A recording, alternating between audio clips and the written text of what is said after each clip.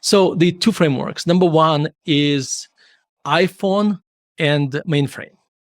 So if you think about our conscious mind, it has a processor, a lot of sensors, our eyes, our hearing, etc. And it has a processor of iPhone, and it has a very limited storage. And then you think about a subconscious mind. It's a mainframe. It's IBM mainframe. It has a huge processing and enormous storage. However, that storage is not accessible to us in real time. And when we do something creative, this is what creates connection between a conscious mind and subconscious mind. Hi, I'm Jim O'Shaughnessy, and welcome to Infinite Loops. Sometimes we get caught up in what feel like infinite loops when trying to figure things out. Markets go up and down, research is presented and then refuted, and we find ourselves right back where we started. The goal of this podcast is to learn how we can reset our thinking on issues that hopefully leaves us with a better understanding as to why we think the way we think and how we might be able to change that to avoid going in infinite loops of thought. We hope to offer our listeners a fresh perspective on a variety of issues and look at them through a multifaceted lens, including history, philosophy, art, science, linguistics, and yes, also through quantitative analysis. And through these discussions, help you not only become a better investor, but also become a more nuanced thinker. With each episode, we hope to bring you along with us as we learn together. Thanks for joining us. Now please enjoy this episode of Infinite Loops. Jim O'Shaughnessy is Chairman and Co-Chief Investment Officer of O'Shaughnessy Asset Management, where Jamie Catherwood is an associate. All opinions expressed by Jim, Jamie, and podcast guests are solely their own opinions and do not reflect the opinions of O'Shaughnessy Asset Management. This podcast is for informational purposes only and should not be relied upon as a basis for investment decisions. Clients of O'Shaughnessy Asset Management may maintain positions in the securities discussed in this podcast. Well, hello, everyone. It's Jim O'Shaughnessy with yet another Infinite Loops. How many? Who knows? Who knows? Maybe we'll get to 1,000. Maybe I'll just decide that I'm bored with it and stop doing it altogether. Now, I would never do that because it gives me the opportunity to talk to some of the smartest people in some of the most interesting fields. And today I have one of those people with me. I am absolutely delighted to welcome Vitaliy Katsenelson, who is Vitaliy. I think in an alternate universe, we may actually be brothers because so you're a value investor. I played both sides of that because momentum, and I do the empirical research. You're the CEO of IMA, which is a manager. What we're going to talk mostly about is your book, Soul in the Game, which you very thoughtfully sent me and which I read and loved. But also just like we share so many of the same passions: classical music, travel, art, the stoicism. Oh my God. Welcome. This will be fun. Jim, it's such a pleasure. And I'll tell you, I really got to know you a lot more. And I feel like I know you now through Twitter. And I feel like there are certain observations I have about you there. Number one, you're like the statesman. You're the person who sets the tone for Twitter. This is how you should behave on Twitter. Okay, that's number one. Number two, I don't think I've seen anybody do memes as well as you do. You're the king of memes. And but aside from that, I think just you're so right. You have so much in common. And a lot of times, and I learn a lot to just, if somebody doesn't follow you on Twitter, which is unlikely if they listen to your podcast, they should. Because if I only had to follow one person, I would be following you on Twitter. So, I'm very flattered. Thank you. And I am susceptible to flattery. So, well, this is going to be just so much fun. I told you before we started recording that my wife often asks me who I'm having on. And she goes, "Oh, you the guy who wrote Soul in the Game, right?" And I went, "Yeah." And she goes, you're going to have a intuitive, fun conversation with him. And I think that's exactly what we're going to do. But for people who might not have read the book and might not know your background, you were born in Russia. You made it to America. And I want to start there. I want to jump in there because it's such an interesting story. And I'd like you to also concentrate on something that I picked up from the book, which was when your aunt moved to America prior to you, you initially kind of labeled her a traitor, a spy, and then there was a transformation. But I'm going to leave it to you because you tell the story so much better. Yeah. So it's very important to understand. So I was growing up in the Soviet Union, kind of a Soviet Russia, and I cannot, like now looking back, it's amazing how brainwashed I was. It's just incredibly. In fact, when I realized how important movies are as a medium of brainwashing, I remember there was a movie like mid 1980s where a guy lives for United States and he's treated like this is like the worst person in the world. Like I remember in this movie, this is like you can't do anything worse than that. And so these things little by little shape you. And also like when I was, I don't know, 10, 12 years old, they would take us to movie theaters and they would show us these documentaries, which would basically portray Americans as this people without a soul that only care about money, lynch black people, and poisoned everybody with hamburgers and French fries. And of course, the hamburger story is completely true, and French fries. And so my father has two younger sisters. The youngest one lived in Moscow, and we lived in Murmansk, so it's far away. So I would come to Moscow once or twice a year to see my grandparents. And I remember, so I was born in 1973. I remember sometime in late 1970s, for some reason, my aunt disappeared and my cousins. And, like a 6 or 7-year-old, you kind of don't think about it. But then at some point you ask the question, where are they? And my parents said, well, she moved to Siberia. They couldn't find a job here. They moved to Siberia and it's very far away. That's why we don't see them. And as a young mind, you're like, okay, your parents tell you this, that's true. Fast forward to 1988 or 1989. The Berlin Wall already kind of broken down, like either coming down or already came down. And I just watched like the movie I just referred to. I just watched it maybe recently, just, it's still fresh in my head. And my father tells me, like we told you about your aunt who lives in Siberia. I'm like, yeah. She's like, well, she's not in Siberia. She's in the United States. And like the first innate emotion, the reaction is like, she's a traitor. Like, this is my aunt, my father's sister. Like, I know her parents. Yeah. And that is the first thought that came to me. And then my father said, well, listen, she lived in 1979. What happened was, and this is very typical story of Russian Jews at the time. So you couldn't really leave Russia to go for the United States. There was impossibility. So, but Russia would allow you to immigrate to Israel.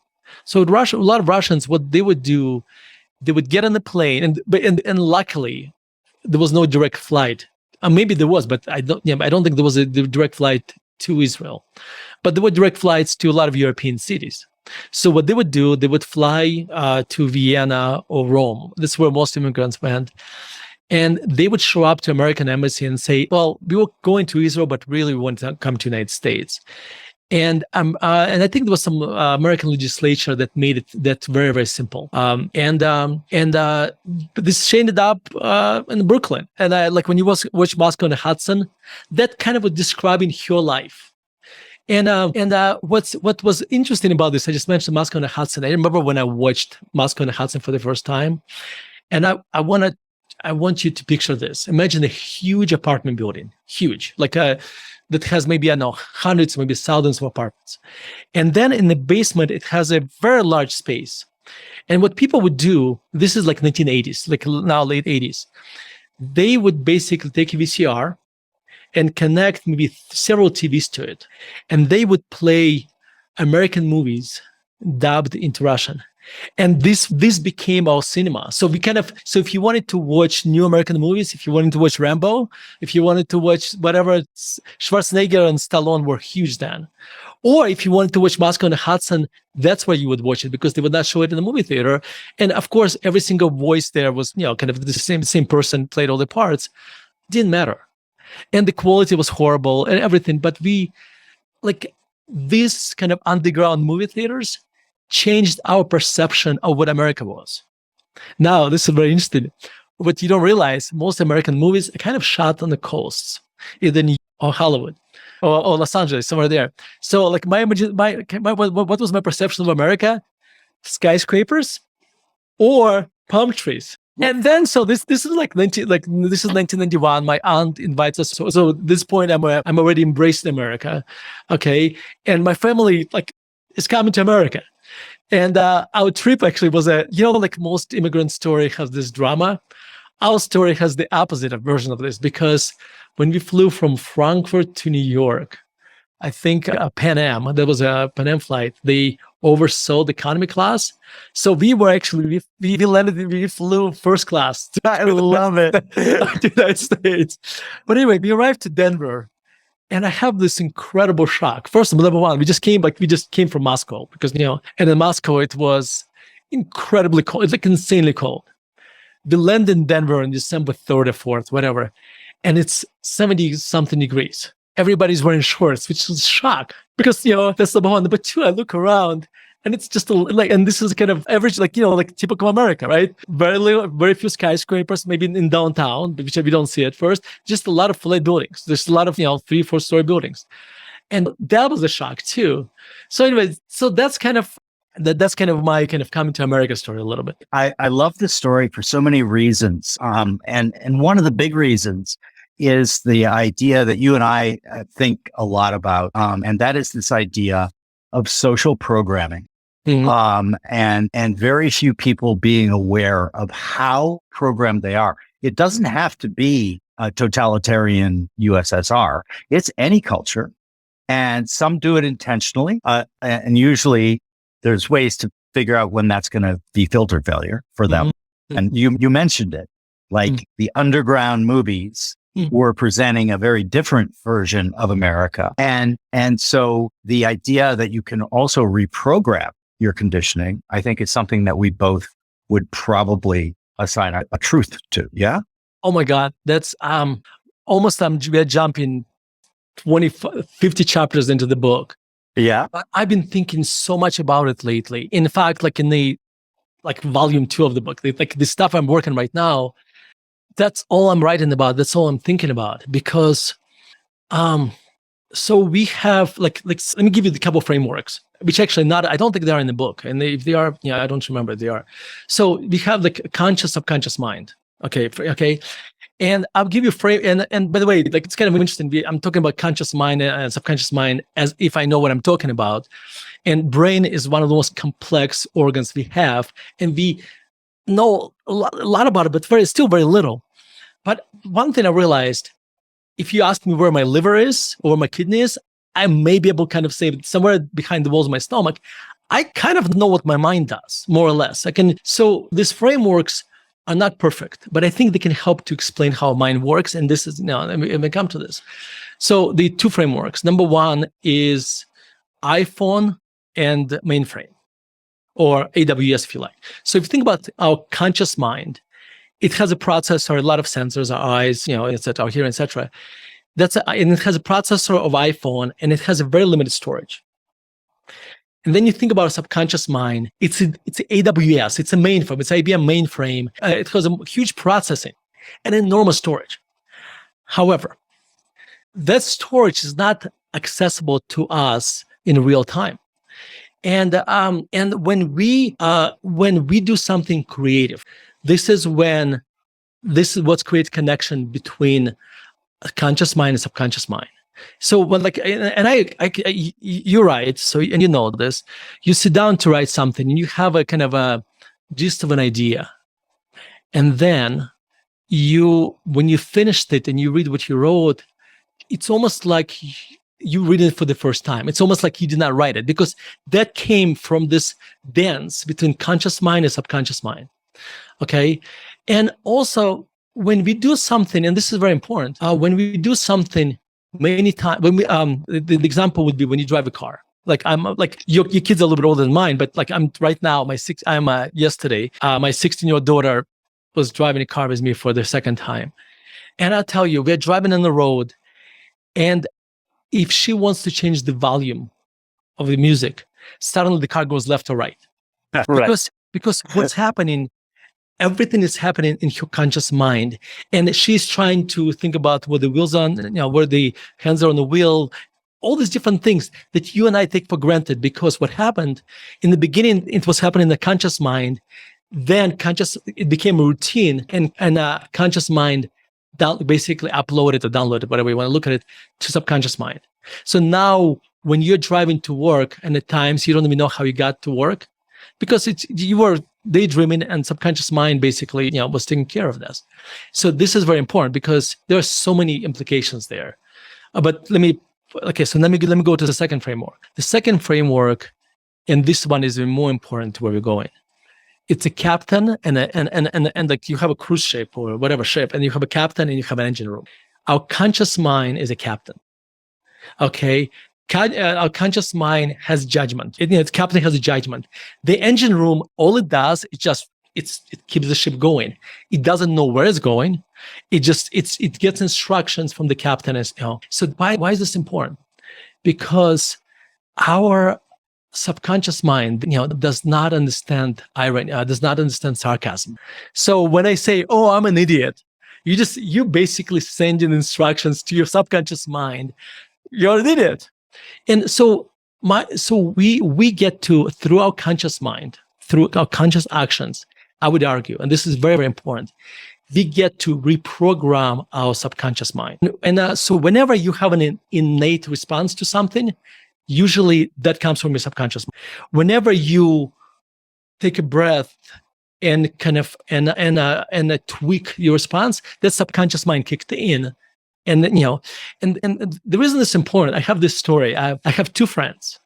Both one is Matt, and he lives in Seattle, and I call him the Jesus of Seattle. And I have another one, Darren. He lives in Denver. I call him the Moses of Denver for geographic, religious reasons. And Jim, they are the nicest people I ever met. I never heard a single negative word from them, either one of them.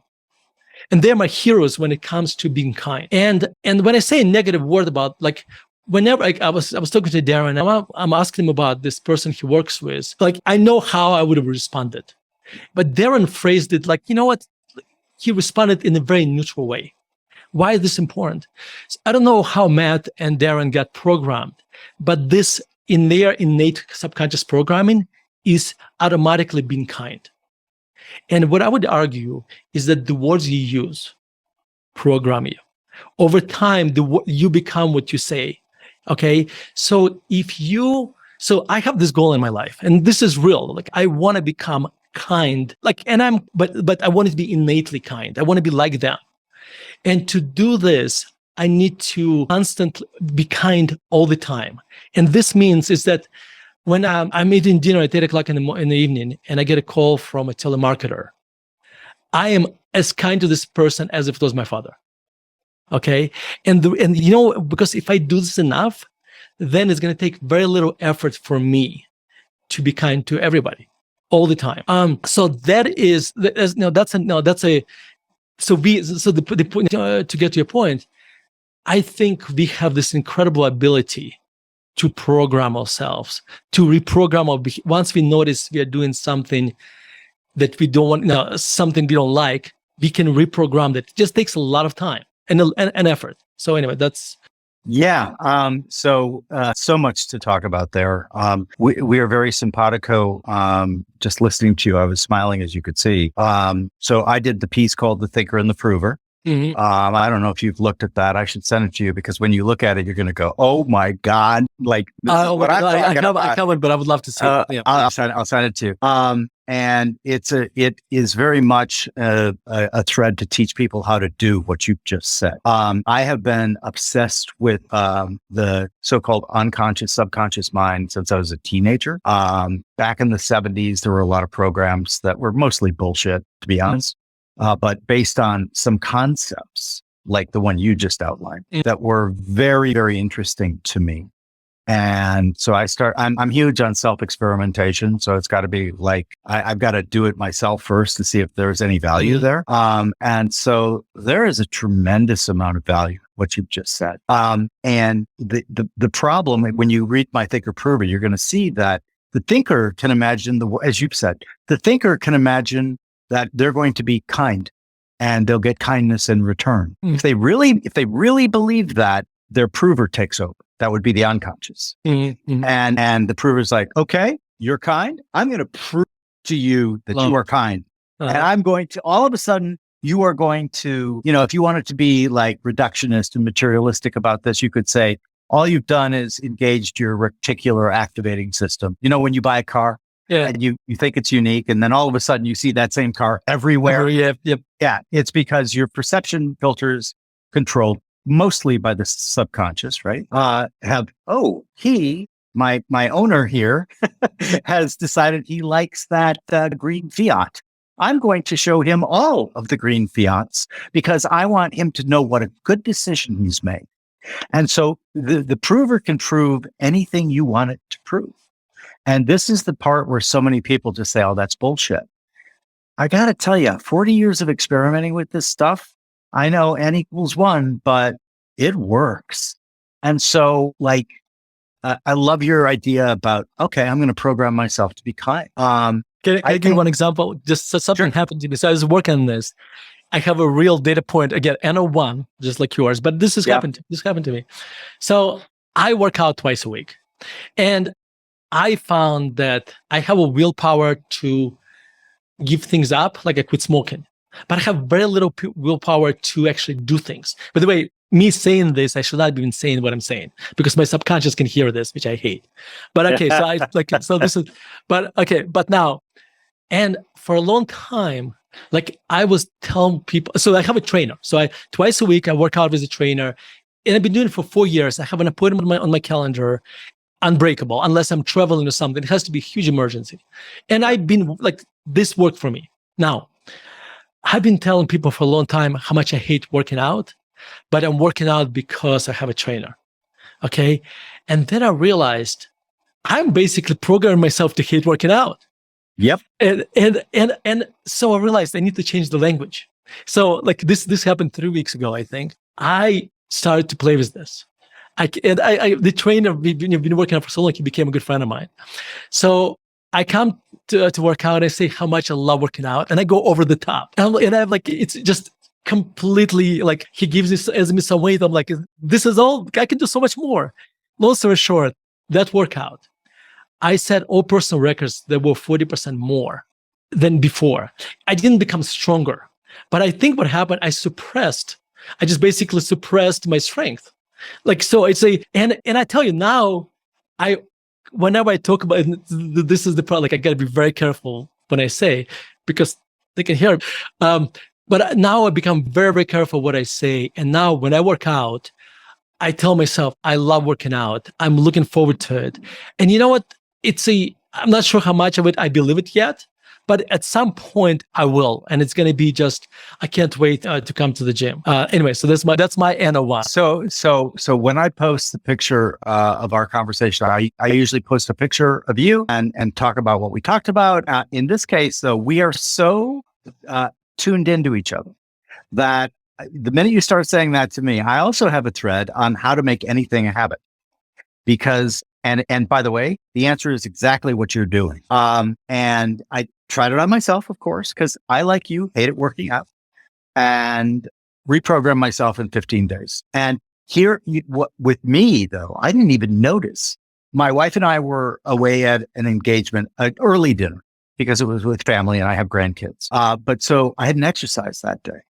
And without thinking about I just went up to my bedroom, put on my workout gear, and started heading down to our lower level where our gym is. And my wife looks at me and she goes, "What are you doing?" And I'm like, "I haven't worked out today." And she's like, "But that's not you. You would use this as an excuse to say, oh God, it's too late or whatever." And so my aha moment, which I also cover in the thread, was, holy shit, I reprogrammed myself so much I wasn't even aware of it. Oh my God. Yeah, I love it. So I am just a huge believer in human operating system. That's been what I've spent most of my life trying to understand. Because no owner's manual, man. And you mentioned it earlier. Yeah. We're walking around with these quantum computers in our skulls. Yeah, and we don't have a user's manual. And I tend to err on the side of practicality and so. what am I going to reprogram myself to do? I'm going to reprogram myself to do these positive things because, there's many, many studies on willpower and it really dissipates very quickly. Yes. And also, the idea of the unconscious, subconscious, obviously Jung, was the master, I think, of that. But there's also studies that show that the unconscious portion of our brain consumes like a ridiculous amount of the energy of the brain, right? Because they're all, and we always use the best analogy or metaphor that everyone gets. So when Plato was talking about it, he talked about the mind as charioteers, right? Because everybody knew what a charioteer was in the Athens of Plato. Now, the convenient one that we use, that you've used both, and it's convenient because everyone instantly understands what you're saying, right? So the thing that people don't know so much that I have through research and through luckily learning from super smart guests like yourself on this podcast, that the idea that our executive mind, right, the newest part of the human brain, which is the prefrontal cortex, right? So I've always thought of it like you mentioned. My friend Rory Sutherland, who's an ad man in London, he, and I think he's quoting someone else here, but he's like, no, Jim. He goes, your conscious mind, that's the press office. It's not the Oval Office. That's right. Yeah. And I would add that you've got to get the thoughts out of your head onto paper. And there's a reason why. Right? When they're banging around in here, we can think, oh yeah, I know what I think about that, blah, blah, blah. The minute you've got to write it, you either discover, yeah, you do know what you think about that, or far more often you find, I have no fucking idea what that means. I better do some homework. It's because you don't see the logical connections. Like the logical connections you think like once you put it down, you see, oh, there's logical links missing. Yeah, no, absolutely. Can I add one thing? You said something. I have this chapter called Abracadabra. And I think this is kind of relates to what you said about thoughts. And Abracadabra from Hebrew is I create as I speak. I love that. And if you think about this, like you have to be very careful when you get into an argument with someone, because especially in a fresh topic for you, because your beliefs will be completely randomly shaped a lot of times based on the first thought that entered into your mind and the position you took when you started to debate something. And then because what happens, this is very important, then it will become your identity. Okay. And this is like incredibly important because we should be so careful and we curate what our identity is, because that is set in stone. That is who we are. And in fact, like the process, the me being kind, that is part of my identity. And that's what I'm shaping. And because once it's there, the subconscious mind is in control of that.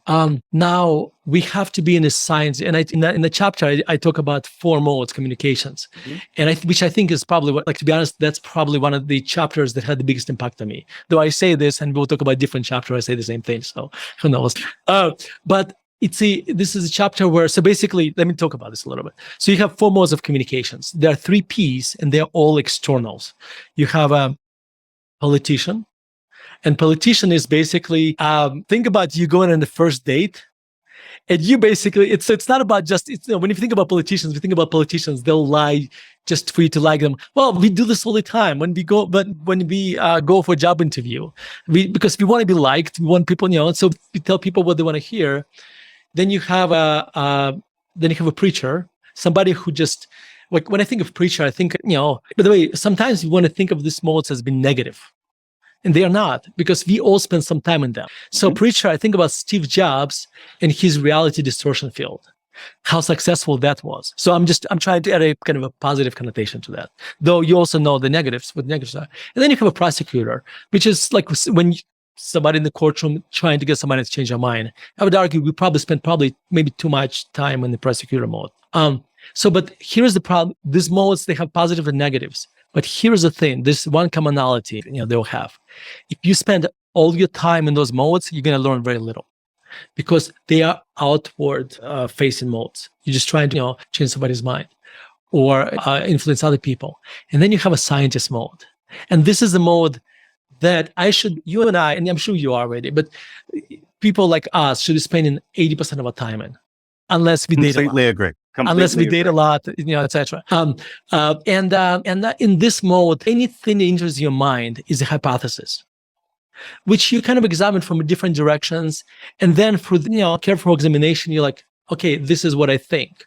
And by the way, if somebody else can changes my mind, I'm fine to this. And I tell you this is, so I wrote this, so there's a funny story to this. I wrote this article, I wrote this chapter. And my son John and I, who at the time was 20, it's a year ago, we flew to Chicago to pick up my daughter from camp. And so I gave him this chapter to read on the plane ride. And we get to Chicago and we walk in the streets and we're talking about something. And it turns into a debate. And he said, "Dad, are you in the scientist mode?" And I tell you, like my first innate reaction was, of course I am. And then I thought about it, like, no. And so you know what I did? I gave this chapter to all my friends and all my employees here too. Well, they read the book, because now when we have a debate, and it's like, this is a research shop. We debate stocks, etc. all the time. When we have some kind of discussion, and you can feel we are kind of slipping off the scientist mode, we kind of remind each other, let's get back into scientist mode. And that's, and I found it to be very important. So anyway, I kind of derailed you into different. No, you didn't derail me at all, because there's also a good book that I recommend by Adam Grant called How to Rethink. That's exactly right. Yeah, he uses similar arguments in there. So it absolutely is critical that you understand all of these roles. And what I always say to people is, listen, I am just as likely to fall prey to these human OS bugs because I'm running human OS. And maybe I've managed to reprogram mine a little bit better, but you can too. And so I love that idea that you have a shorthand scientist mode that you can immediately go to because it conditions the way people think, literally, right? So I had a long thing that I wrote on the difference between beliefs and theories, thesis and hypothesis. And I use the Karl Popper definition. Basically, is this thing I'm looking at falsifiable or not? If it's not falsifiable, I put it in the belief category. And it's not that I'm opposed to beliefs. I'm not. It's that I can't go into science mode on it if I can't falsify it. And so there are a lot of things, though, that come up as beliefs and opinions that are actually hypotheses and theses. And those you can test. And so I do. And like one of my biggest aha moments, because, when I was young, I was a real proselyte. I believed in the power of quantitative factor investing. Like I wasn't hearing it. If somebody told me that you're an artist and I was younger and I was filled with testosterone and the ego was way too big. And like what I realized was that guy was wrong, not entirely wrong, but you do have to spend some time in the proselytizer or preacher mode, but it's just, I had the great good fortune of like really failing badly with a startup called Netfolio. And I just learned so much about how I was wrong. But where that leads you to is, if you let it, is to the place you're talking about, which is kindness, open-mindedness, and realizing that you're probably wrong, are such power. They're almost superpowers, honestly, because, you could talk about kindness as putting good karma out. I don't, whatever your reference set, that's fine. And then I took it a step further. I'm like, I bet I could test all of this. And so, Wittgenstein, I think, said, don't look for meaning, look for use. Meaning, like, is this you or not? And I always think of, the astronomy system that was completely wrong. And yet it was useful because they were able to navigate ships much more successfully using Ptolemy's at astrophysics. Well, then along comes all these folks like Copernicus and say, this is totally wrong. It's actually the sun that's the center of our solar system and not the Earth. Of course, all of the faithful decry it and say it's heresy and, progress happens one funeral at a time. But the point is, even though I'm not making the point to say, oh, look at those idiots who followed Ptolemy, right? Not at all. I'm saying, yeah, he was wrong, but he gave the world an extraordinarily useful tool that allowed for our expansion, for our traveling, for everything. And so even though like getting hooked up in meaning gets to the other point you made, which I have made like a religion of trying to avoid. And that is, I'll die on this hill. Mm-hmm. When something becomes part of your identity, and if you read Influence, you know that is like one of the first hacks into human OS is get them to state something publicly, because then they will they will put it with their identity and they will become very protective of it. Not me. Like I always answer on Twitter when they say, I'll die on this hill. And it's about like what type of ranch dressing is better. No. And I always quote George C. Scott, which is no. What you want to do is make the other poor dumb bastard die on his hill. Oh my God. Go. No, I was gonna say just this is why, like when I write investment, like when I write articles about stocks, I'm so cognizant of that. Because I just put, I just put my thesis out. And then you want to make sure it doesn't become your identity, that I'm the guy who thinks this stock could only go up. And what was amazing, and actually I really enjoyed it, actually, surprisingly, when I wrote a bull thesis on the company, things changed. And I wrote, this is why I was wrong. This is what changed, and actually received tremendous amount of intellectual satisfaction. But I think this is not innate to us. We have to program it. Totally agree.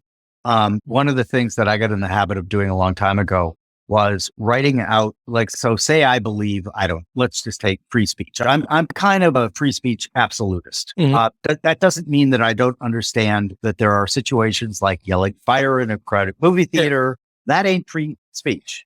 That is agitation. That is, you're being a bad boy. And so I understand those limits on free speech. But I also got in the habit of writing the opposing view up.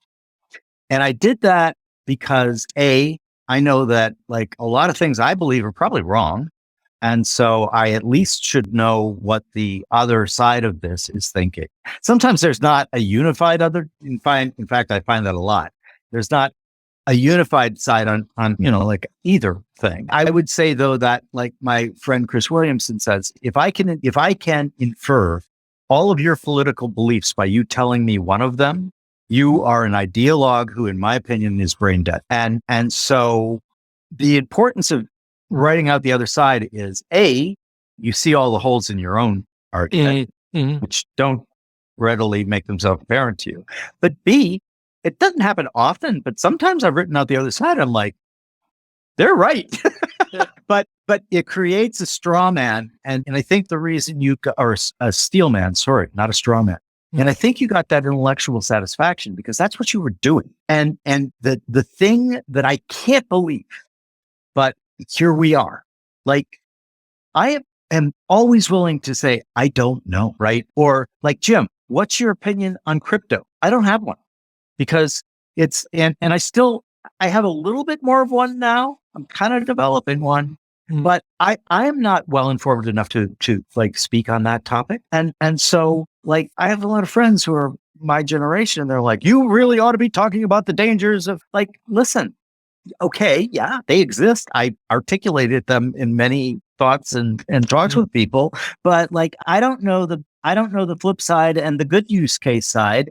And so I'm just maintaining, we'll see, right? And one of my favorite authors, Robert Anton Wilson, who's not read his stuff, you would love his stuff. And he was 50 years ahead of his time. And he's quoting somebody else. And I think I put it up on Twitter not too long ago. It's do not decide that you understand things too quickly because you are probably wrong and you are murdering what could be a great idea in its infancy and entombing it. Because again, that's the prover saying, yeah, that's wrong. I'm not going to even look into that any further. The other thing about your writing that I really enjoy and share is that that's kind of the way, at least unless I'm reading you wrong, that is kind of the way that you think. And kudos, man, because A, it's not easy to do. B, it becomes a little addictive when you start thinking that way and like you start running everything through that, right? Yes. Yeah. It's kind of interesting. One downside of that is a horrible for marketing because, when you go like, because when you see people on CNBC and they talk about something without a single doubt in their mind, because they have, they have this confidence just bleeding from, in reality, like if you've been investing for a long time, you realize things are a lot more complex, a lot more nuanced. In fact, I think one of my favorite words became nuance, because absolutely, because nuance basically says that when the things are complex, and therefore, yes, there is this side and there is another side, and I started, so I try to look at in the world kind of in a nuanced way. And by the way, I'm not like you told the story about your book. I'll tell you this. Let me tell you my story. So I write the book is 95% done or something, and I sent it to a few friends of mine, and I get this, like some of them give me this very, very negative feedback. Like it was really negative feedback. So one of them said, you should not publish the book. And another said, like, well, so I pick up the book and what I do with that, like, where does it take me? And, here's the interesting part. And this is meditation and it kind of comes in a little bit. I observe myself getting angry at them and I observe this negative reaction. But the good thing is I was observing this and I thought, okay, like, what if they're right? And then I started to think about what they said. That version of the book did not have an introductory chapter. And the introductory chapter, which I wrote after that, basically provided the map for the book. Because guess what? This book is not your traditional book. And so, because the person picks up the book, starts reading, suddenly I'm jumping to somewhere else. And so that feedback from my friends made the book a lot better. And some of them, and not some other ones, suggested I move the chapters around, this kind of thing. But actually, I ended up writing the kind of breaking the fourth wall at the very end because of that. So, but I think even our innate response is kind of negative. We should observe that and kind of identify that, and then give it yourself a few minutes a day, whatever, and just come back and fix it. So again, like I honestly don't think we're going to find something where our thoughts are not similar. But so being dispassionate is something that you absolutely have to learn. And being dispassionate and the ability to, I often do this. I often think of myself as a character in a movie that I'm watching. And then I think, what am I going to actually say when he does and says this? Uh-huh. And more times than not, I'm going to be like, what a fucking idiot that guy is. It's kind of interesting. This is very interesting. So I started to play chess over the last couple of years, and because of my daughter, but there was something very interesting. So I started to watch a lot more chess videos. And what I observed is this: when you play the game, like, and then what often happens, like, actually, I've seen this happen at tournaments a lot. Two people play the game, and then after this is a bit of chess. They go back. Somebody won, somebody lost, or whatever, or draw. They go back and study the game, both of them, the two opponents. But then here is the very interesting trick: they don't say you or me; they say black or white. And what it does, it's basically it's not about you or them. It's about the game, and it's about white pieces and black pieces, because chess is a lot more. It's like you can be completely in a scientist mode because it's math, So that's kind of like what you observe yourself kind of as a character. Or they just basically depersonalize it and say black or white. Yeah. And if you do it enough, it just becomes an automatic thing that you do. And I find that what you really have to be is, if you have a very difficult time, you're very doctrinaire in your beliefs, then none of this is going to work for you, because you will just feed, like you said, your subconscious is listening when you say I'm an idiot. And according to my thinker prover thing, the prover is going to start proving to you that you are in fact an idiot. And so, thoughts become things become words become reality. But, when I was young, I did a little mathematical formula, which was silly, but the basic nature of it was, so there's energy of thought, right? This is outcome. I'm trying to determine outcomes. And I started math formulas on everything. I still do it. And I really shouldn't. I create an algorithm for every, maybe because I'm just lazy, right? And the algorithms are so good. Anyway, so energy of thought times energy of action times energy of random occurrences squared, right? And if you think about that for a minute, two things come out immediately. Number one, you could be the most brilliant thinker in the world if all of that energy of thought number is 100, right? But the energy of action is 0. 0 times 100 equals 0. So thus that gave me the impetus to put everything out, put it on paper, say it, get people talking about it, because that's the way you bring it into the world. I love the Abracadabra. I create as I speak. I'm going to steal that from you for sure. I will give you initial attribution, but then over time. But the other thing that's really interesting about this is that when you push them out of your head, you understand whether you understand or not. Oftentimes you don't. You B, understand, is this something I actually believe? Oftentimes you don't. And what happens then is that gives the hook to, maybe my mom and dad or my friends or society gave me this idea.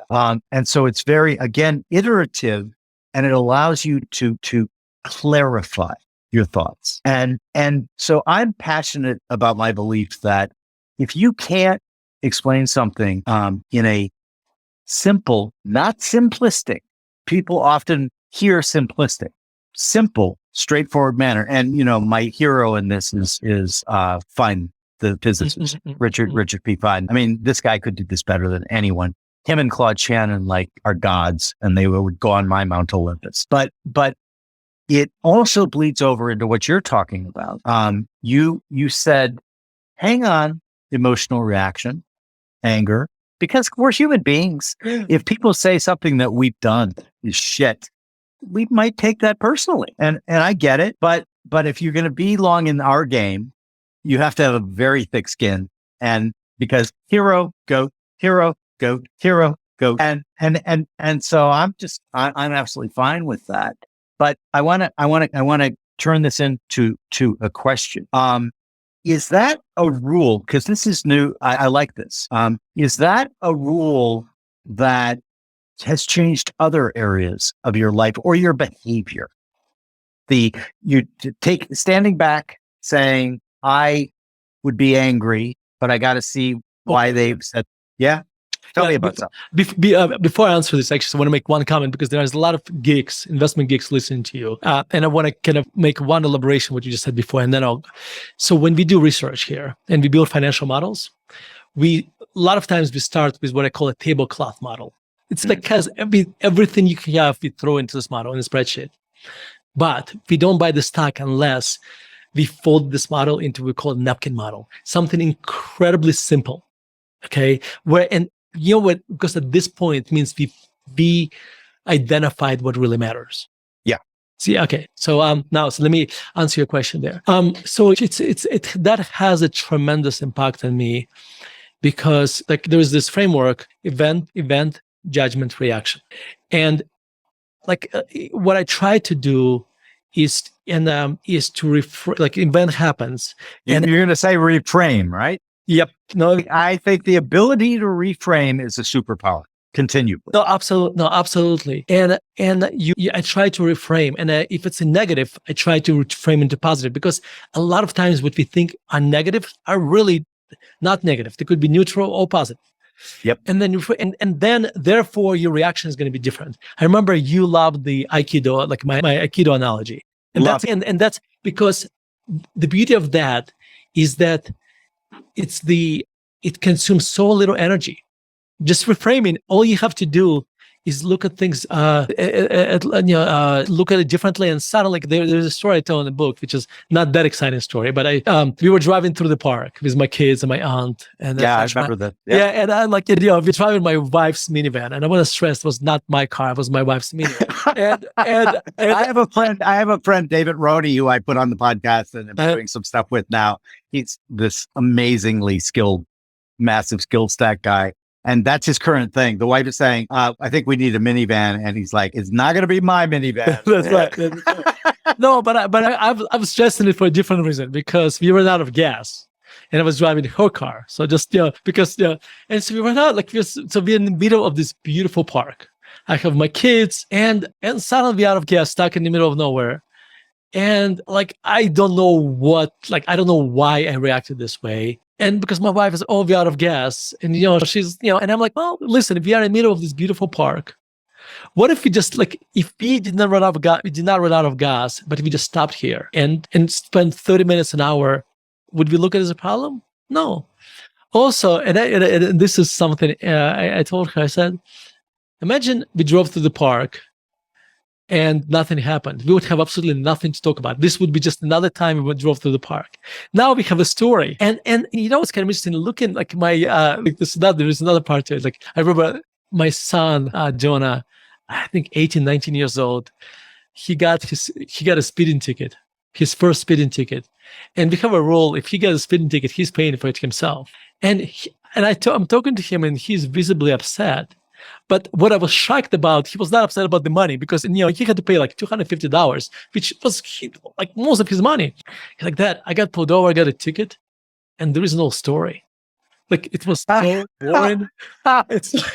It was so boring. And I'm thinking, my God, I'm this is awesome. This is exactly you should be going through life and looking at life as if you are when something happens to you, a lot of times this is just like you're talking about your character in a story, right? And I'm as a writer and you as well, we kind of program for that because we are looking for this. My father, and the paintings behind me are my father's. I read you all the time, and so I see your dad's and work. So we would when we traveled, and he always painted when we go on vacation, etc. He would always kind of put his fingers like this and look for things to paint. That's a painter in him looking for beautiful things to paint. And so therefore, that's how he looked, that's how he saw beauty a lot more than I did, because he always looked for it. And I would argue as a writer, reprogrammed me to always look for stories. And that's another upside of writing, by the way. Anyway, it's totally true. And people would often ask me, why are you still doing this? Why, we sold our company, I'm retiring from OSAM. And I'm starting another company. They know that, by the way. Obviously, it had to all be pre-approved. But they're like, "What? Why?" And I'm like, "I live for the stories, man." I mean, some of the experiences that I've had would technically be looked at negatively by many people because they judged it on that particular outcome. But I loved that section of the book too, because I was just I'm just like, man, it's we are quantumly entangled or something, because I have another good friend, Dave Chilton, and I'm going to briefly tell the story because it just fits so perfectly here. So his dad is I want to have his dad on the podcast because he is one of the most harmonious inflow person that exists. And Dave illustrates it with this story. Is it wealthy barber store? Is that the wealthy barber? He's a wealthy barber. Oh, I love this. Please do. I love this story. That is, please do. I love that story. Yeah. So Dave's been a good friend for almost 30 years. He's the one who got us to go up to Canada with the O'Shaughnessy method. Just a great guy. His dad, though, is a Taoist sage. And so Dave tells this story where Dave's dad has Dave's son. with him in Paris. And this is pre-email, pre-texting, and he gets this excited voicemail from his dad. And it's like, Dave, it's Dad. You're not going to believe what happened to us today. Two of the most skilled pickpockets in the world, they got everything from us. They got our wallets, they got our passports, they got all of our money. And isn't that wonderful? Isn't that amazing? And David's like, that would like ruin my entire day. And then he talks to his dad. He goes, well, why would I look at it like that? I have this great story. Your son thinks it's so cool. We get to go to the Canadian consulate because we need new passports, and we would never gone there. And we met some very nice people there, and he just reframes everything. That is a gift. That is an incredible gift. It really, really is. But that was, by the way, I listened to that interview on that podcast. That was phenomenal. Yeah. I really love Dave. So that was phenomenal. Dave is a wonderful guy. I want to shift because we could talk about this all day. And it's a bit more to coming to America, et cetera. Do you think that right now, if you had some friends in Russia, would you urge them to move here, or has the world passed us by? This is something I wouldn't die on the hill, but it's something that I view very importantly. I think that we have botched our immigration policy to the point where I believe, and I want to see if you disagree with me. I believe that despite all of our problems, we still are the place where the majority of the world's smart, competent, eager to create new things people want to live. And my point is, we should let them. Obviously, background checks, obviously all that stuff. But if we're giving an advanced degree in STEM, I think we should staple a green card onto the diploma. Do you still think that that's right, or has the world made another place a better destination? No, I think I think U.S. I think the difference between U.S. and other countries was so great in this that it maybe shrunk a little bit, but it's still the place you want to go to if you want to take risks. Yes, and I think because taking risks is what really that's what makes, ability to take risks and ability to fail, get up and keep going forward. And I think in Silicon Valley, they call it pivot or something. I think there's a name for this. Yeah. Yes, pivot. Yeah. No, but absolutely. No, I think this is still, the America today is not I would argue, it's not as I like the America 30 years ago when I moved here more. And it's, but it's still such a wonderful country, and it's still, there's a joke, there's a joke where as an economist, you understand this, right? When you look at the globe and you kind of say, where you want to move, and then you ask, can I have another globe? Kind of Yeah. So it's we are by far the best house in the neighborhood that may begin in wars. So in general, and so that's maybe needs a paint job, and maybe it needs some fixing up. But yeah, so I concur with you. I think that there are regime changes happen in investing, but they also happen in society. They also happen in the way that people, reach a maximum point, and they're like, then the pendulum has to swing back. That's the word I was going to use. I think pendulum is the right word here. That's, we go from one extreme to another. And then, so I'm hoping the pendulum is going to start swinging the other way. So I think it's going to be, I would much rather find things to root for than against. Yeah. And I just think that we are now in a very unique place in history with the tools that are becoming available to smart, talented people are unprecedented. They're really unprecedented. And I just think that the world is going to be such an interesting, exciting place over the next 20 years. But we do need for the pendulum to swing back on some of the tribalism is bad. I just think it's bad. Yeah. And Will Storr, again, I just did a big interview with him for Infinite Loops. And you guys will probably get released close to the same time. Mm. But this whole idea that the need for, he said, you want to see how deeply embedded in the human OS tribalism is? Take 100 people, randomly assign them to group A or group B, and then watch what happens. All the group A people are going to say, group A is the best. Oh, God. And then they descend into what I call brain death orthodoxy. And all they do is like talking points at each other.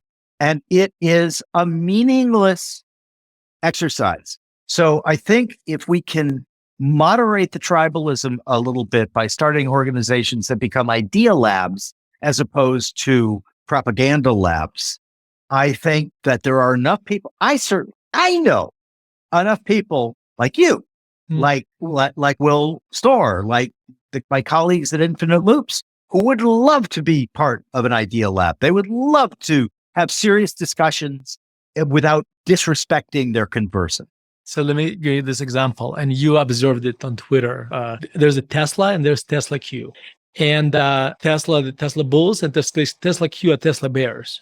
Yeah. And I never seen any, this is the kind of, again, this is just, we're talking about a company, a stock. And it's like, if you observe two groups, there's complete animosity against each other. And there is, token points. And I did this write-up on Tesla. I wrote this.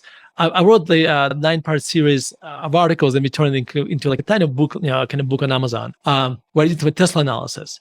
And like both groups, because I ended up because my analysis was nuanced. And F. Scott Fitzgerald has this quote which I love, and I'm going to about keeping two opposing ideas in their mind, and still not go insane. Yeah, and that was the very first line of my book.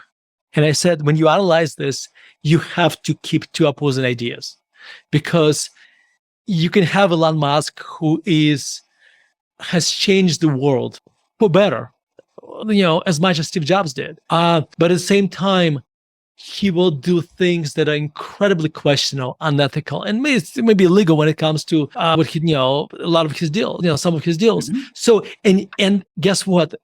A person, like, this is a complexity of, human complexity. You can have a person who has a good side and a bad side, and the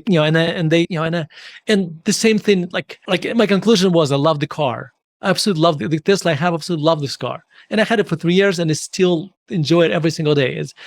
But at the same time, this was a few years ago, and I basically said, this is a path-dependent company, which means that if good things happen, if they get to escape velocity, I think they'll be very successful. If we have this severe recession, if they can't refinance that debt, they may have to issue a lot of shares. And I basically said, I have no idea how it's going to work out.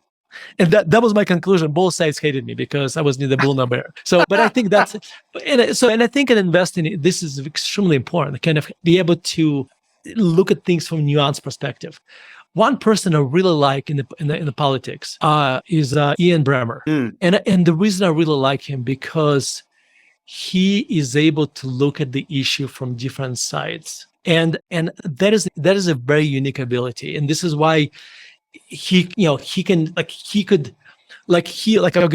give you an example. He's a person who came out and he was anti-Trumper. However, he also pointed out the good thing, like the positive things in Trump's policy. And I think that takes intellectual honesty, and I think that's something, that's a quality I admire.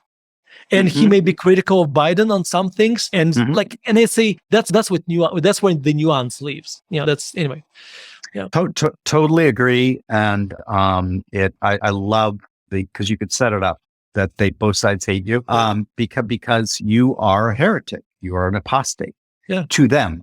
Yeah. And if you understand this tribalism in terms of the layers it puts on a person's personality, then you bring in religion.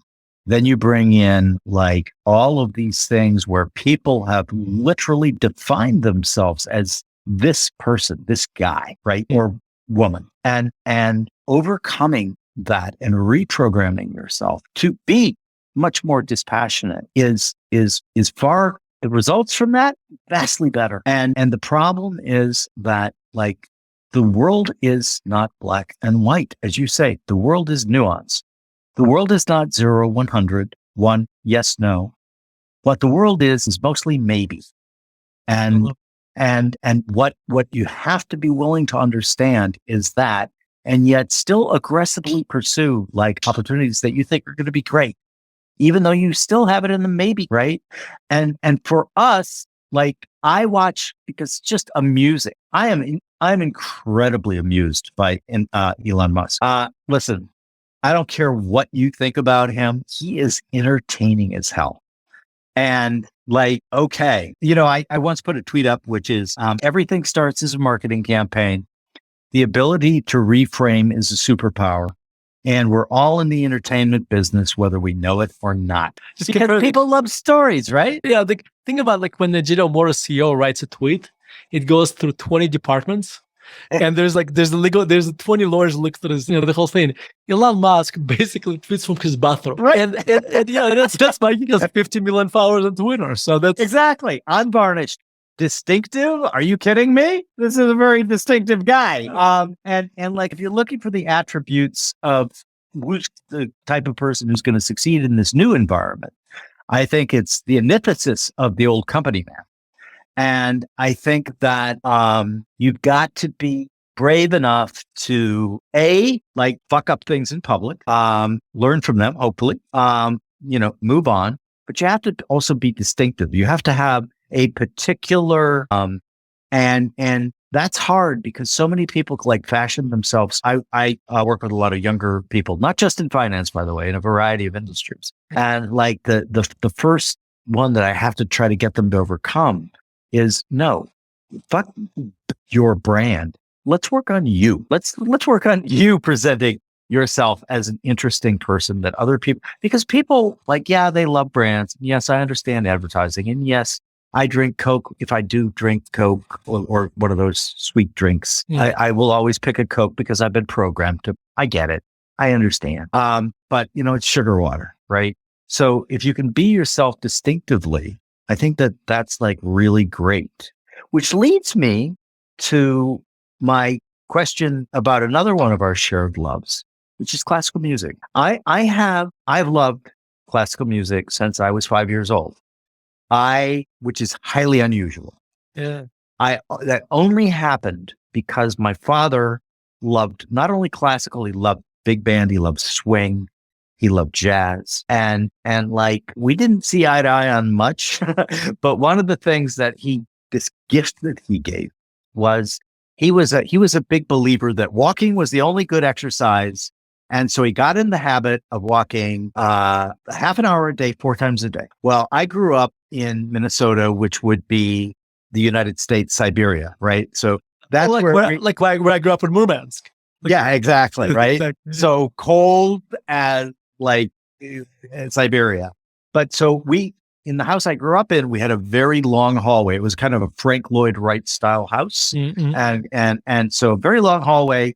He was also into music and stereo. So, and one section of the house was the family room. That was at one end of this very long hallway.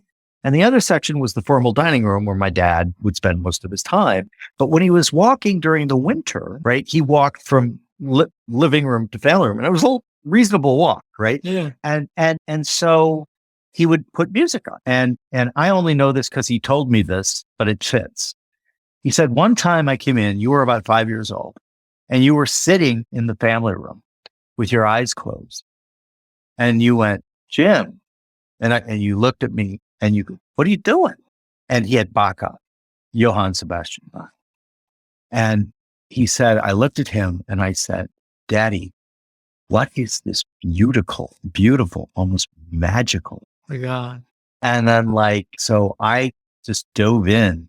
I loved it. To me, it's like speaking another language almost, because I saw a fun quote where it said that the reason that music evolved really was that mathematicians wanted to hear what math sounded like. Let me ask a question. I hate when people ask me this question because I struggle with the answer, but I'm going to ask you anyway. Who is your favorite composer? Yeah. I mean, it is literally, this is a no-win because I honestly don't have a favorite composer. So I turn into a quant and I say, well, I'll tell myself who my favorite composer is by Spotify. Yep. And then the answer is Bach. Bach. Yeah. I love the mathematics of Bach. That does not make me not appreciate the romantics. That does not make me not appreciate newer music. I love it all. And so like, wait a minute, I thought you were a Mozart guy. And again, see what we're doing? We're trying to divide into groupings. You can't be both a Bach guy and a Mozart guy. Of course you can. And you can have tremendous admiration for, fill in the blank. I know that you have a different answer. So you're going to tell me now. No, it's kind of interesting. I have many answers because when I write, a lot of times I listen to Bach. Yes. And the reason for that, because just somehow it just, when I'm stuck, really stuck, and maybe I just trick my subconscious to believe that, I listen to the opera because I feel like it works like a plunger for the writer's block. But I think I gravitate towards Russian composers. Brilliant composers. Yeah. To Tchaikovsky and Rachmaninoff, because somehow I love both of those composers. I think the emotional content, like I just need this huge emotional content, and that's what they offer me. But you are so right, because here's why. Because at different points in my life, I listen to different music. And actually, I have this long essay where I actually went back 30 years and which music I listened this year. And I went from there was a year where I was driving to work and I only listened to Brooks Violin Concerto. That was so Spotify at the time would have said that was before Spotify. And then there was a time where in I want to say late 90s, there was a movie that came out called Shine with Jeffrey. Loved it. Yeah. Jeffrey Rush or Rob. Yeah, Jeffrey Rush. Yeah, that was the kind of the Jeffrey Rush coming out. Yeah. Yeah. And I remember, kid you not, for a year, all I listened to was Rachmaninoff's Third Piano Concerto. For a year, that's all I listened to. And I can't do this with all music, but because I listen to it so much, I can say this is a good performance, or at least it's a performance I like. This performance I don't like. I can't do this with I really have to listen to it hundreds of times before I can do this. But I do the same thing. And my wife thinks I'm crazy, and she's like, why are you just looping that piece over and over and over again? And I said, because there's just so much to it. And, one of my favorite poets is T.S. Eliot, and he's got this beautiful section in a poem called Portrait of a Lady.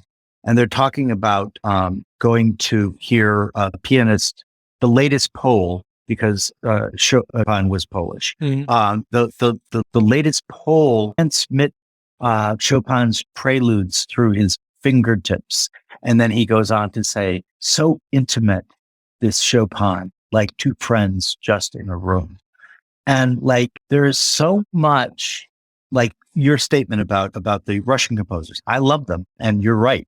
If I'm in a mood to get the emotions flowing, they do it. And what I love about that, and it's one of the reasons why I think I love music so much, is that I honestly believe it's the universal language, because you don't need to be Russian to love Rachmaninoff, right? It's just and so, I don't know much about, I've read maybe one biography of him, but I don't know much about J.S. Bach, other than he had a lot of kids, and that he was still writing his music at a time when his profession was considered a servant. Yeah. Right. That's right. And so and the reason I like him is because he's just so clearly and obviously mathematical, to the point where Hofstadter named his book Gödel, Escher, Bach. So Gödel, the mathematician, the incompleteness theorem, Escher, the wonderful graphic artist, where things are folding in upon themselves, and Bach. And if you haven't read that book, I would recommend it with an asterisk. It's I get it. It's really hard to read that book. Okay. But it's worth it I think you'd love it, because you would get what what his message is, and Hofstadter's a genius. But I am so taken with music and the power that music has that, and it's, by the way, it's not just classical music. Contemporary forms of rock and roll, of rap, of all of those things. Like I love Nas, and he's got a song with Damian Marley, I think, called Patience. And this is a beautiful song, and the lyrics are just beautiful. And I just thought to myself, you know what's interesting is these guys, like 150 years ago, they would have been poets. They would have been like, I contain multitudes. Pink Floyd would have been philosophy professors at Oxbridge. And so the ability to reach people, because music goes like memes, by the way. Memes work so well because they bypass many of our filters, and they bypass the I don't want to see this, the prover filter.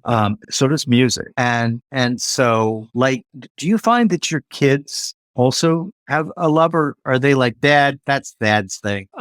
So it's complicated. I have three of them. So there's a story. I have a story about this. So my parents. So I'm the youngest. Child, and I have two older brothers, and my parents took my brothers to music school to study piano, and my older brothers absolutely hated it. They hated it so much that I think this story ended when my brothers literally broke the piano and pulled all the keys out of the piano. So my parents got the message, and so they thought about it. They never really they never really forced me into music. I think when I was 10, maybe a little bit, maybe 11, when my mom passed away, my father took me to music lessons, and I don't think I showed that much interest, and I think he probably did not have the energy to push me, or he learned his lesson on my older brothers. So I never really got pushed into playing music. So if you look at three of us today, my oldest brother, who was subjected the most to the classical piano music torture, piano lessons torture, he does not listen to classical music at all. Probably would not even listen. My middle brother, Alex, he enjoys classical music, but he doesn't have this burning desire that I do. He would go to concerts and he would enjoy it, but he doesn't have this burning desire that I do, even though his daughter is an accomplished violist in London, and she went to Royal College of Music. So when it came to my kids, I had to be very careful. So I pushed them a little bit to study piano, to my two oldest kids. Neither of them showed an interest, and I did not push them too much. But one thing I did, we would listen to classical music in the car. We would listen to it at home, and this is very, very important, because I think the reason I liked classical music, and the reason you like classical music, because you were introduced to it on the background. You were not forced into it. Classical music is complex. It has many, many layers. If you listen to Tchaikovsky, I'll give you a very simple example. Tchaikovsky Symphony No. 4. I was in Sydney, Australia, and I went to this performance of this symphony where the Vladimir Ashkenazy was a conductor, who is a phenomenal conductor. Yeah, I listened to the symphony for the first time. Did not do anything for me. Like, I walked out of the performance, and did nothing for me. I talked to my father about it, and he said, "This is weird, because this is my favorite symphony." Jim, for the next 3 days or 4 days in Australia, all I listened to for 6 hours a day, that symphony. Now it is my favorite symphony, one of my favorite symphonies. Why? Because it's classical music is complex. Not all of it, but Tchaikovsky symphonies, they're complex. There's and for you to see this complexity, you have to listen many times to connect the dots. Because here's what happens. I'm going to run this analogy by you. Tell me if it makes sense. When you go on vacation, like you're going to go to an island, somewhere you're going to go to the vacation, and you really want to go there. And the anticipation of going to this vacation brings you as much pleasure as actually when you get there and you get on the, And I think this is what happens to us when we listen to classical music on the micro level. Because you listen to this and the next part is about to come. And this gives you a tiny little dopamine, because you kind of I like this part, and this again, it may take milliseconds, but it happens over and over again. And I think that's that's what happens to us when we listen to classical music. Now I have a third child, Amia. She's 8. So we took her to classical music. We took her to piano lessons, and she said, "I'm not going to go to piano lessons." Okay, so it's fine. So fine. And then, like literally 6 months ago, we have a piano in our house, which is basically just a piece of furniture because I don't play piano. So it was just, it's kind of relic for my kids. And Mia sit down and started to kind of tinker with that and started to compose her little music. And then I said, well, why don't we take you to piano lessons? She's like, no, I don't want a piano lessons. And my wife says, well, the music school, there was a yogurt shop right next to it. She's like, and so this gets more interesting. So she started taking music lessons and she likes it. She comes back and this is the funny part. She had a new music teacher, and the music teacher's trying to get to know her. And she's like, what kind of music do you like? Do you like more? And she's like, do you like some music from Disney? And, list the songs. And Mia says, no, I like this. And she starts playing like just a few bars of Per Gynt, from music from Grieg's Per Gynt. And then she plays a few bars from Dvorak Symphony No. 9. Like this is wow. Not. I'm just. I don't want to overstate that, but just enough so you can identify what it is. And this is but here's the key. And this is if people who are watching us listen to us as parents, I think the lesson here is that you want to listen to classical music, in front of your kids. In your car, you take them to classical music concerts. And when you take them to the concerts, they probably will not want to go. I promise, Then what you do, you offer them bribes. In my case, the reason, I think part of the reason why I got into classical music, because my parents listened to it. They would take it to a symphony or to operas, and they would buy me desserts, during intermissions. That worked for me, and but it's a very gentle. It has to be very gentle endeavor. Because it has to be. Just because here's what happens after they listen to it enough, because it's complex, they will, when they're older, they may hear this music and it's going to click with them because it's been deposited in the subconscious already. So they're not hearing it for the first time, and suddenly they listen to it. So my older kids today, they will go to, they will not listen to classical music on their own, but they will go to classical music concerts, no problem. We'll listen to classical music in the car without objections. But though a lot of times I have to listen to their music as well, but then that's fine. Yeah. So I was sort of a similar unfolding of that with my kids. I was chairman of the Chamber Music Society of Lincoln Center. Mm-hmm. And so we're constituents. So I was also on the board of Big Lincoln Center. And one of the fun things that I did that I found my kids were really responsive to was I made sure there were always tickets there for them. And at the time they were living in Manhattan. They've subsequently moved out here as my grandchildren were born. And that was it. It was like, I would invite them to like the soirees where we did the concert. It was fun. Mm-hmm. But I would just kind of make, hey, we've got the tickets. You just let us know if you want to use them. And under that, they just felt a lot of freedom to be like, oh, my daughter-in-law, married to Patrick, is actually an accomplished pianist. And so it was kind of her little push with Patrick, but it was a completely non-invasive way to let them enjoy learning about or discovering classical. And so I think you're absolutely right. I love the tying in to it, the little treat, because that makes sense to me. I love that. I'm gonna go for that for sure. I'm looking at our clock here, and I'm gonna have to have you back on because I haven't even got to the central thing that I wanted to talk with you about, your book, which is amazing. But I have a couple other questions. Yeah. Obviously, we're both finance guys, and we're both finance guys who are really interested in a bunch of other stuff. And by the way, I find that profile again and again and again when I meet people in our industry. But soon after you got married, you said a friend gave you some really simple financial advice, which you yourself say was advice that changed my life.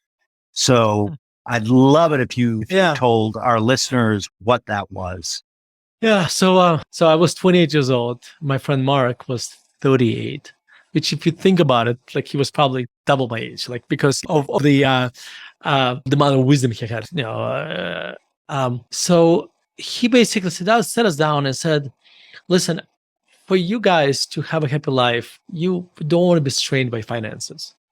And it doesn't matter how much money you make. If you don't spend it wisely, you always going to be running out of money. You're going to be in debt, and debt has its own costs and interest, etc. So you're going to be, you're going to be in a rat race. He said, you want to create a budget, okay? And he's like, well, you list your rent, your income, your expenses. And Jim, I gotta tell you, at that time I was a CFA already. I'm like, listen, like I'm a CFA. like I was a bit insulted at first. Okay. And he kept going. And he said, and so most people, when you say, you know what your income is, when you say expenses, people would say they're my cable bill, my rent, my utilities, this kind of thing. He said, those are the things that come to mind to you right away. However, there are a lot of other expenses that happen. It's just they don't happen this month or on a regular basis. They just happen in different time frames. And like an example, your vacations. When you go to vacations, I mean, once or twice a year.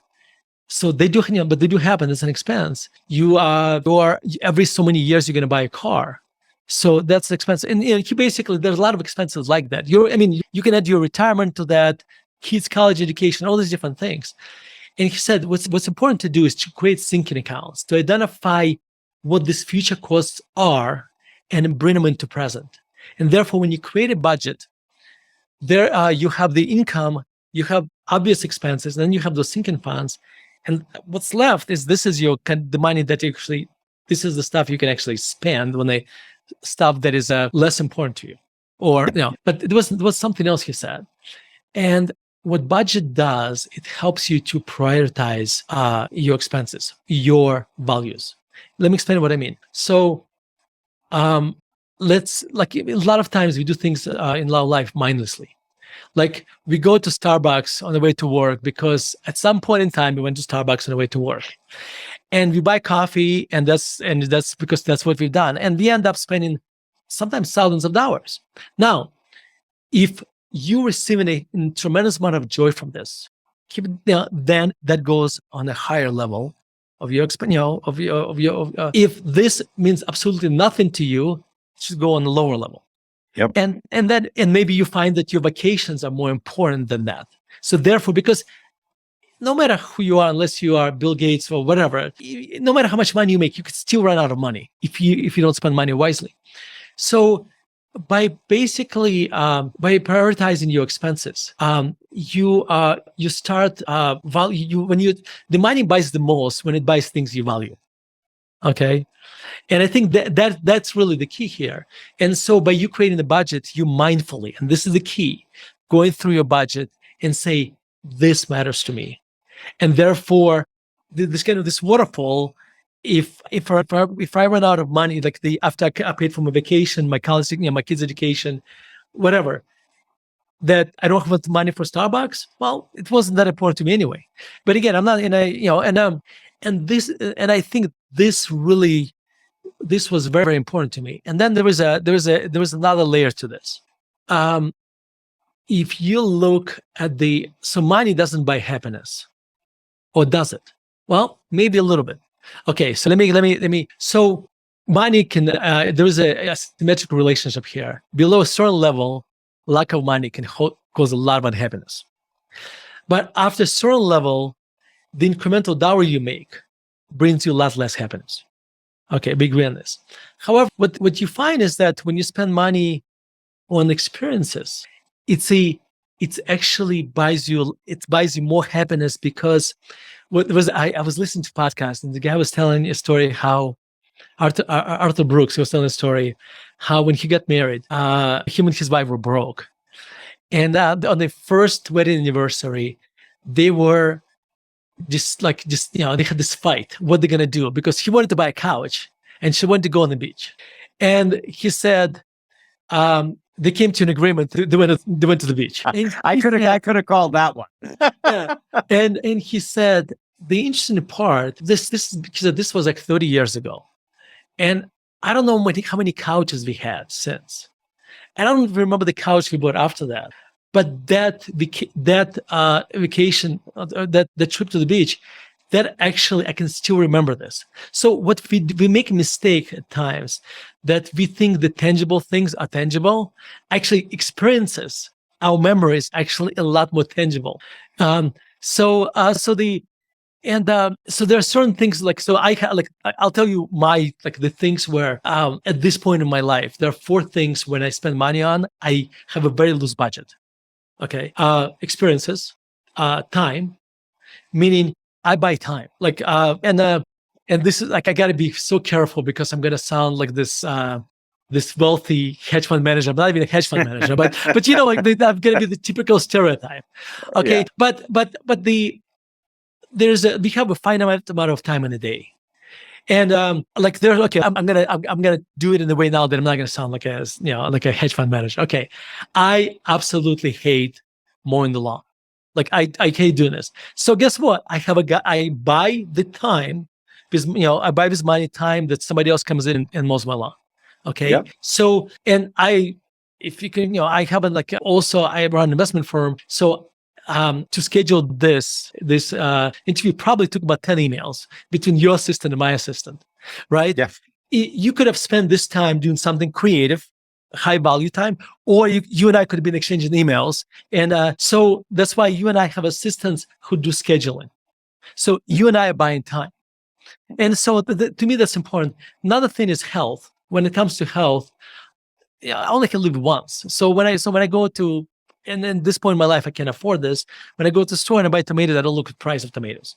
Okay. And the last thing, education. There's this is very important. I tell my kids that they can buy as many books as they want, as long as they read them.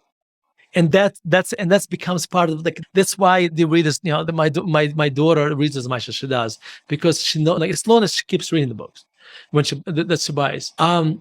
But this is an important point I want to stress. I have very little, I have a lot of more, I'm loose in those categories because they are the most valuable to me. But I still live in the same house we lived we bought 18 years ago. Until recently, I had a car for 12 years. So my point is, there are things I just don't want to, I'm giving up something as well because I'm making just a living, but it's not a limited amount of money. Yeah. Well, again, this is now I'm starting to get a little freaked out because we did everything the same. I too said to my children that they could buy any amount of books they wanted. I would always buy them books, and I didn't even make the condition that they had to read. And we made our average Saturday when my children were younger was always to go to the bookstore, and the biggest one that we had. And literally we would spend almost the entire day there because the kids would end up, I'm really not exaggerating. My middle daughter, well, both of my daughters, my middle daughter is an accomplished author, and she has her second book coming out. My youngest daughter is a stand-up comedian, but it turns out she has talent for writing as well. Patrick's written about, Kate has she's got one out, one coming out, 2 more contracted for.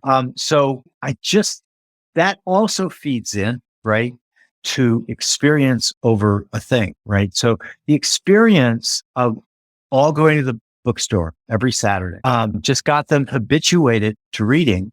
And the other thing I did, if you were at my house here, you would see I have a very, very big library. And when my kids tried to use me pre-Google as Google, I would point at the bookshelf and say, look it up in there. Because that also just feeds that curiosity, right? And so I think this is nothing you and I have in common because I make a big deal about going to bookstores with my kids. And honestly, you can't, and then it gets to the experiencing self and remembering self. And Danny Kahneman, I spoke to him. I was lucky to sit in on one of his private things put on by my friend Annie Duke. And he's very passionate about the difference between the experiencing self and the remembering self. Because the remembering self, that's what the experience is, right? And I too, just like you, I I'm very loose on experience budgets, especially if they can involve my entire family. Yes. And so like it's not even close. The trips and we're going to get to this, and then I'm going to invite you back because this is going to have a part 2, because I want to talk about your book too. But so, we actually have been, but the experience just so outweighs anything. Yeah. Like the first time we were in Africa, we had the entire family. And if you haven't been to Africa, oh my God, you've got to go to Africa, because it's almost a spiritual experience. And I'm not like a spiritual guy. And I was the guy who didn't want to go, right? I'm like, oh, Africa, and of course I just ended up loving it and the African people. But what the memories are, all the memories of, our family experiencing all this together. And then Cambodia, and our guide was exactly my age. And he was one of only 2 surviving members of his class of 50 because of Pol Pot and the killing fields. And he gave like firsthand accounts that made you weep about what he lived through. And like my kids too, it's like whenever we're all together and we're talking about like, okay, happiest memory, most interesting thing, it's all experiences, not necessarily as a family. There were some in there that were just me and my wife, or my son and his wife, or my daughters and their husbands. But like, so this idea of understanding the experiences so far outweigh, like, getting a new thing. So we're incredibly simpatico there. So let's make our last topic, the idea we also share a love and not just for doing it, but for what one could learn of travel. Talk to me about why that animates you so much. I especially love traveling to Europe. What's that? I've been to South Africa, which is, I'm not sure it's as real Africa as the, like it's not. Yeah, Botswana. It's like Santa Barbara. It's like going to Santa Barbara. A little bit. Yeah. Well, I think traveling, like my best memories are traveling with my family, like when I was little. But also, so my mom passed away when I was 10. And that was a like incredibly, as you can imagine, traumatic experience. But like there was this silver lining, which is, I'm almost embarrassed to say this. I started to value and appreciate my father so much more, because I realized, like, I was afraid that I'm going to lose him. And this became kind of part of my subconscious. So I always made an effort to spend time with my father. So my father, and so therefore, as an adult already, as when I was married, my father and I would travel together. Just like South Africa, I gave a speech in South Africa. My father and I went there together. I gave a speech in Europe. Like we went there a few times. We drove to Santa Fe many times. In fact, I'm going there tomorrow with my daughter. And we would go to Santa Fe and watch Santa Fe, to Santa Fe Opera. I live in Denver, so that's a 8-hour trip. And it became a family tradition. Yeah. And in fact, when we come to Santa Fe now, we've been doing it for, I think, 10 years. And my daughter, Hannah, who is coming with me, and my son is in Switzerland right now. He's coming on Saturday. So we just 2 of us are going. I remember last time we were in Santa Fe, my kids we would be walking by something, and my son and my daughter point at something like, "Dad, do you remember this?" And because we had dinner there with my father, or something funny happened. And so traveling became a very important part of my life, because those are it's almost, you experience life. If you think about our lives right now, you probably have the same monotonous life. And to some degree, you come to the office, there's a lot of repetition. Traveling interrupts that. So we just came back from 10 days in Europe with my kids.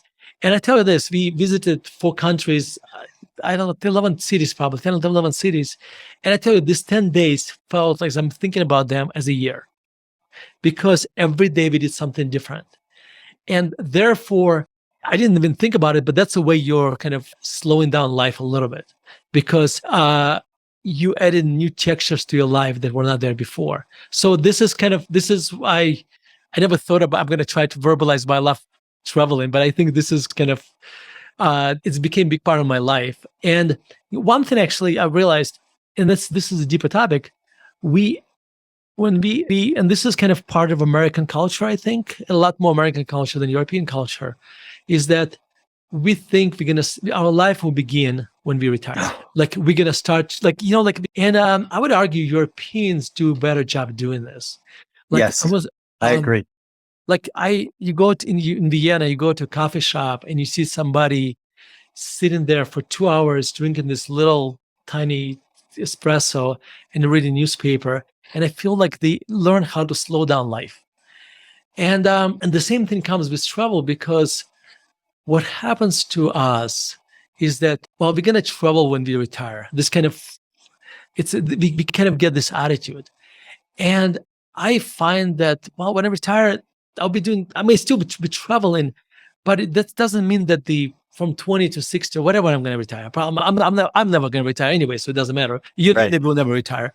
Because it's not like you and I lifting heavy boxes and stuff. Yeah.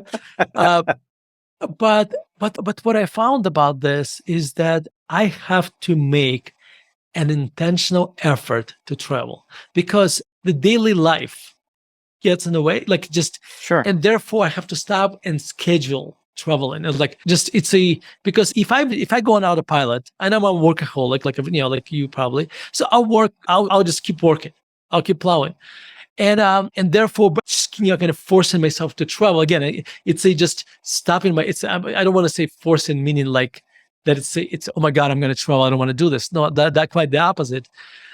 But I have to get off that autopilot and schedule traveling. So anyway, so that's very, very good answer. I had the same experience. I just also think that the ability to experience different points of view and, different, sensitivity to initial conditions, right? And path states, for example, if you're trying to help somebody understand path states, and the contingencies that they force upon us, it sometimes is helpful to make examples of people who pre-internet, like if they were born in, I don't know, Bangladesh. I invest in Dan McMurtry's Anchorless Bangladesh VC fund.